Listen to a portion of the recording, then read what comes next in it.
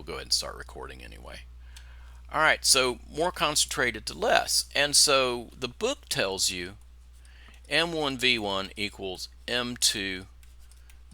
And I would say don't use that because my other colleagues, they'll actually have a stroke if you use that. So how would we do this without using this? Okay, and so let's say I want to know how many milliliters of 12.0 molar HCl to make, let's say, 100.0 milliliters. Let's say we're making this up for lab. 0.300 molar HCl. Okay? How would we set this up? Now you could use the dilution equation, and you would be right to do so. You could say this is like V2, you could say this is like M2, and you could say this is like V1, and that's M1. You could do that. Okay, well, let's not do that. Let's just set this up the way we'd set up everything. And so we go through here, and what do? Do we need a balanced equation? No, we're going from the same thing to the same thing. We don't need a balanced equation. Do I need a mole ratio? Well, I'm not going from one thing to another, so I don't need a mole ratio. The only time we need a mole ratio is if you're going from one thing to another. So what do we need to do? These guys need to be broken out as moles over liters. Okay, and there's two of them, and they actually are the same moles per liter. But we're going to use these to figure this out.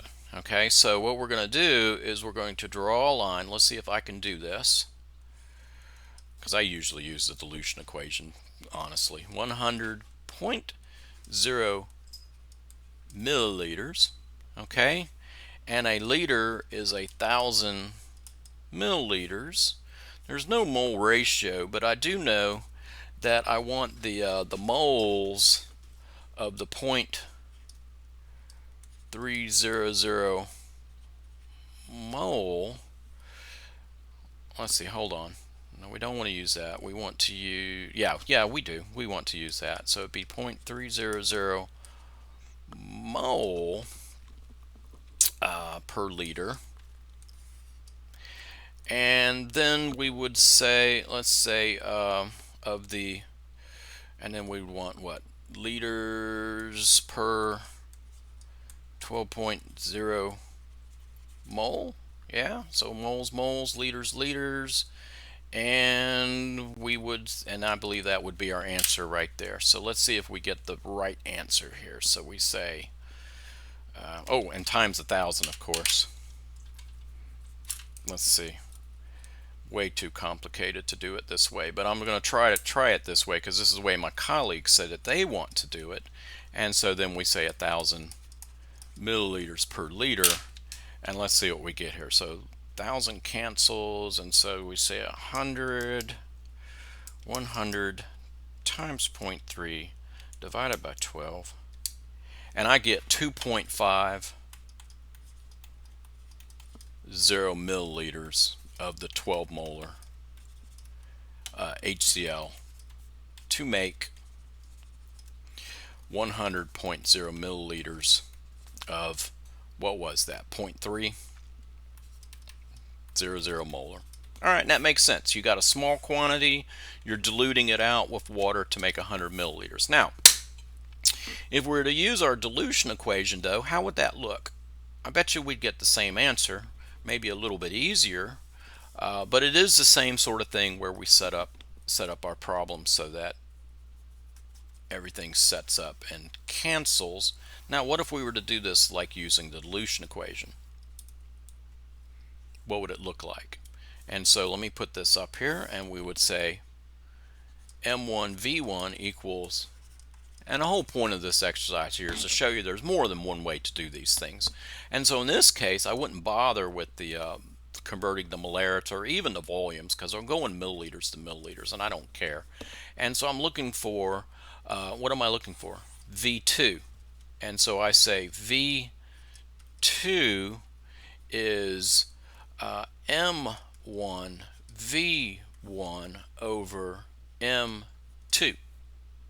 And all I did was solve for V2 because that's what I'm looking for, how many milliliters, and we just plug in our numbers, and so we say 0.300 big M times the volume 100.0 milliliters divided by the 12.0 for big M for M2, because there's M2 up there, and we plug that into our calculator and we get the same answer, 100 times 0.3 divided by 12, and once again we get 2.50 milliliters to dilute.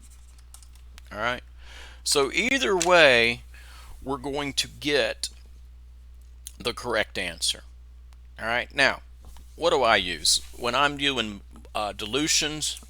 You bet your bottom dollar my colleagues do not like using the molarity equation. The reason why they don't like using the dilution equation is because of this sort of situation over here, where you have, you're trying to react to different things, and they learned in high school that you just do M1V1 equals M2V2, which doesn't work unless it's monoprotic.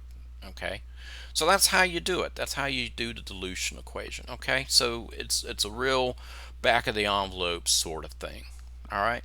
Okay.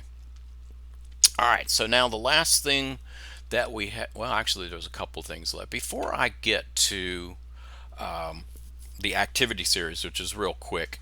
Let me show you a couple things here, and this is going back to lab 5. And so whenever you have carbonates reacting with plus an acid, you will produce carbon dioxide gas. All right, and what that means is that if you have sodium carbonate, which is a carbonate, let's say with HCl, you're going to produce carbon dioxide gas, but you're also going to produce H2O, and that would be a 2, plus the 2 sodium chlorides. All right, and so what's the driving force of this? It's the production of the gas. It's also the production of the water. And this is aqueous over here. There's aqueous, there's aqueous, there's aqueous. Okay, so carbonates produce gas. All right, carbon dioxide gas. Now, the one thing, and I'm not so sure that the lab necessarily pointed this out, but let's say you have sodium sulfite. This is a sulfite right here. Well, if you look at sulfite, they look very similar to each other. You got CO3, you got SO3, and a matter of fact, they react the same sort of way. 2 HCl's, you'll end up with, guess what? You'll end up with an SO2, sulfur dioxide, which is a gas, plus your waters again, plus your sodium chlorides again. Okay, liquid, aqueous, and of course the formation of gas and the formation of water will be the driving force behind that. Okay, so sometimes we can find that if they look similar like that, oftentimes they will indeed react in similar ways. So this is the sort of stuff that chemists look for. All right. Last bit that we're going to cover is what's called the activity series. Let me go ahead and just pull up an activity series just to show you what it looks like. Okay, so I'm going to come on down here and we'll minimize this, and let me find my activity series. Here it is. All right, let me zoom in a little bit. All right, everybody see the activity series, right? All right, you should, because it says I'm sharing my screen. Okay, great. What this means is that to be oxidized is to lose electrons. To be reduced means you are gaining electrons, okay? And that's part of this chapter's oxidation reduction, okay? And the big question becomes, given the choice between two things that are reacting, one of which is going to be oxidized and one of which is going to be oxidized, which one's going to be oxidized preferentially over the other? And what it comes down to is whatever's on top. Whatever's on top is going to be the one who becomes oxidized, whatever's on top. And so we see that lithium is very easy to oxidize. It's on the very top, which means it really wants to give up electrons, where gold is all the way down on the bottom, and it really does not want to be oxidized. Now let's stop thinking about chemistry for just a second, okay? Because sometimes when we look at these things like these charts, we're like, head explodes, we don't know what to make of it or whatever. Let's think about oxidation. Oxidation is when we're talking about metals. A lot of times when we're talking about metals, we're talking about like tarnishing. You know what tarnish is, right? And actually, when we're thinking about oxidation, if you notice there's electrons up here, oxidation is half of what goes on in a battery. And the more easily something is oxidized, and conversely, the more easily something is reduced, the better the battery you can potentially have. Better being more energy. Okay, if you look at your cell phone, there's cell phones used to be enormously big devices. They used to be very big, and two of the things that made them very big was that the batteries had to be huge. The batteries were huge, and so it made for very huge cell phones. If you look at movies from like the 70s, early 80s, there were these things called cell phones, and they were in the car and they'd pull them out. They had a big handset, and if they were carrying them around, they had them with a shoulder bag. They were that big. The other problem with cell phones back in the day was that the speakers, because of the size of the magnets weren't very optimized. The speakers had to be very big. So the two things combined together to make cell phones very big. Now, nowadays, cell phones are very small, and one of the reasons is because they use lithium in their batteries. I'm sure you've heard of lithium batteries. Well, that's because part of the battery that's reacting, because the battery is a reaction, is that you have lithium in the battery and it's being oxidized into lithium plus, and it's very easy to do that. And since it's very easy, it actually releases a lot of energy, and so you can make batteries very small. Now, look down on the very bottom. You see gold. If you have gold jewelry and it's real, in other words, it doesn't turn your neck green, okay, gold should not do that. Gold is valuable as jewelry because it doesn't oxidize very easily, so it keeps its shine forever. When something oxidizes, it becomes not so shiny no more. Such as iron. If iron oxidizes, what happens to iron? It becomes rust, and it's way up on the list. It's about halfway up, and rust is not shiny. Gold, on the other hand, and mercury and platinum, if you look, platinum and gold, look, they're way down on the bottom. Silver's a little bit higher and it does tarnish, but gold does not, and that's because gold is not very easy to oxidize. All right, now how do we use this list after having gone through all that trouble of trying to show you, you say, well, so what? Well, let's write down two equations. All right, let's just write down two reactions. So I'm going to write down that we have copper plus zinc sulfate goes to zinc plus copper sulfate. Now, first off, this is an oxidation reduction reaction. And if you've looked through your textbook, you'll see that copper, the metal by itself, has an oxidation number of 0. Sulfate is, of course, SO4 2 minus. It's SO4 2 minus on both ends, so the copper is 2 plus here. The zinc, since this is zinc by itself and it has no charge attached to it, it is also 0, and this copper is 2 plus over here. Okay, And so if we connect them, we'll see that copper goes from 0 to 2 plus, which means it had to have lost 2 electrons, because that's what it means to be 2 plus, is that you're missing 2 electrons.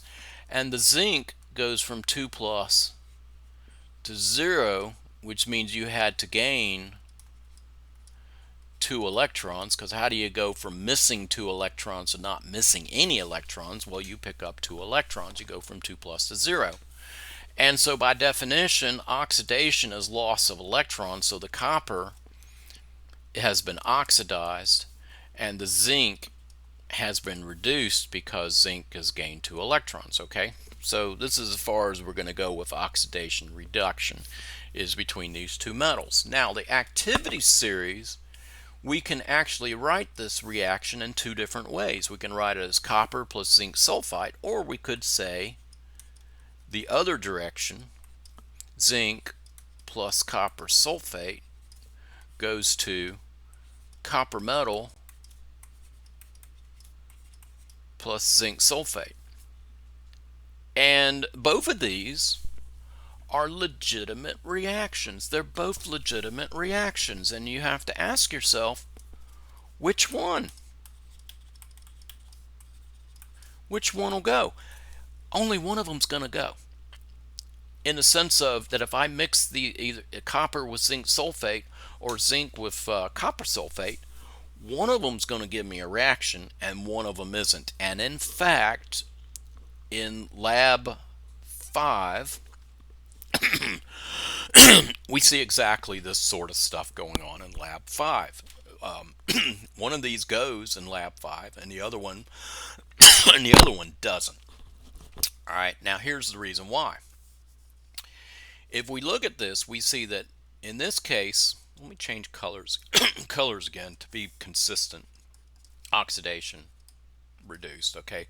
And equation number 1, the copper is oxidized, and equation number 2, the zinc is oxidized. In equation number 1, the zinc is reduced, and equation number 2, the copper is reduced. Okay, so they flippy-flop.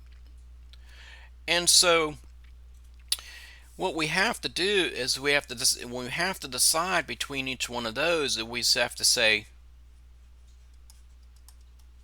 which one, being oxidized, is on top with activity series. And whoever's on top wins. It's like life, you know?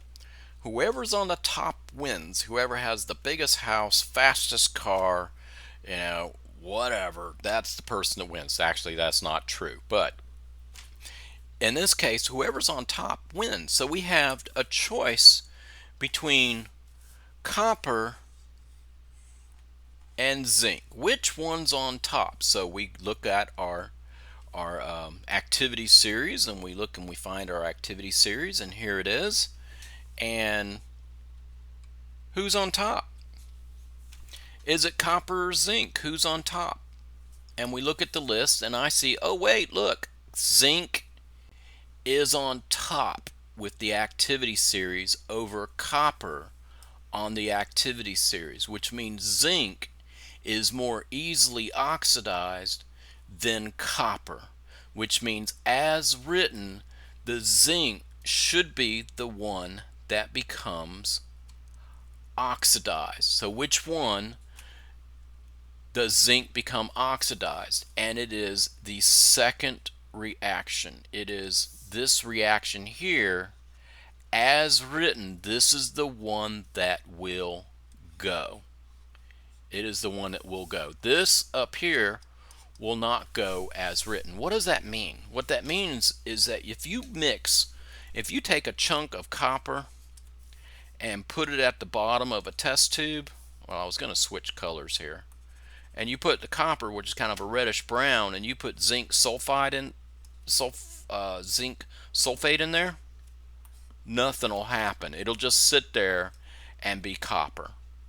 However, if you put zinc at the bottom, if you put zinc in the bottom and you put copper sulfate on the top, you will actually, after a little while, the zinc will become zinc 2 plus and the copper will come out of solution, and it'll actually look magical. It'll be turned from a silvery metal, which is zinc, into a reddish brown metal, which is the copper. It will actually go, the zinc will actually come up as zinc plus and the copper will come down as zinc metal. So that will go, whereas if you put the copper in there with the zinc sulfate, nothing will happen. Okay? So it can go either way. You could have either the copper with the zinc sulfate or the zinc with the copper sulfate. Only one of them is going to actually react. And the way you can tell ahead of time is you literally look at the activity series. You literally look at the activity series and you say to yourself, which one's on top? So let's take a look at a reaction here and let's see if we can predict which one will go. So let's say we have these two reactions right here, and you tell me, real simple. You can look at an activity series in your book. I'm not sure where it is. Whatever, it doesn't matter. But let's take a look here. So let's say we had silver. Let's say we had silver nitrate plus aluminum goes to silver plus aluminum nitrate, and let's go ahead and balance this. This would have to be a 3 there, that would have to be a 3 there. Okay? Or we have aluminum plus the 3 silver, thus the 3 silver nitrates. There we go. Let me fix that so it looks a little bit neater. Plus the 3 silver nitrates goes to aluminum 3 silver. Oops, wait a minute, hold on. I'm doing the same equation, except hold on just a second. So we got the 3 silvers plus the aluminum nitrate. Let's just write it in the other direction. Goes to silver nitrate and the 3 silver nitrates. Let's see. I got to remember I don't do these things ahead of time. So that would be 3 of those plus the aluminum. There it is. Okay. So which one goes? Which one goes? And so what's being oxidized? Well, if we look over here, we see the aluminum's being oxidized over here. This is being oxidized. And the silver over here is being reduced, and the aluminum over here is being reduced. And the reason why is that the silver is going from silver plus to a silver, and the aluminum's going from 3 plus to aluminum 0. Okay, so we have to look on our list. Which one's going to be oxidized? The aluminum or the silver? And so we look at our list, aluminum or silver, and we see aluminum's up here at the top. We see silver's down on the bottom, so aluminum is going to be the one that's going to be oxidized because aluminum's at the top, silver's at the bottom. So whoever's on top is going to be the one that gets oxidized. And so we go back to over here and we see that aluminum is the one that's going to be oxidized, and so this is the reaction that will go. The silver will actually be reduced to silver metal, and the aluminum will be oxidized to aluminum nitrate. And there you go. That's how you use your activity series, at least for this part. Okay? All right, so we are out of time, and so let me stop sharing and go ahead and turn off the recording.